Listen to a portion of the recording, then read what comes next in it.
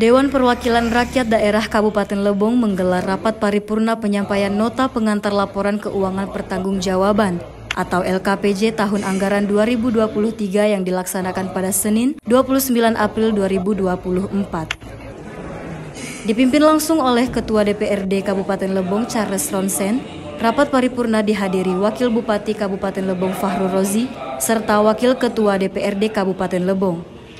LKPJ adalah laporan berupa informasi penyelenggara pemerintahan selama 1 tahun anggaran atau masa akhir jabatan yang disampaikan kepala daerah kepada DPRD.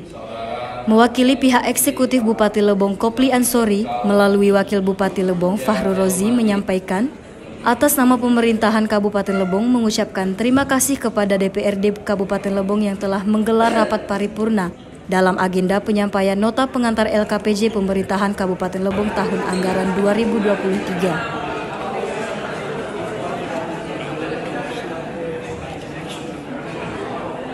Ya, yang jelas kan kalau suatu program kita lihat kalau dia berhasil ya kita tingkatkan, kalau yang belum ya kita dorong supaya program itu bisa kita laksanakan. Tidak mungkin kita meninggalkan program yang sudah kita tetapkan. Untuk persentasenya keberhasilan dengan tidak keberhasilan dari program ini mungkin ada, Pak? Wah, kalau saya meyakini bahwa keberhasilan kita sudah 90%. Oke.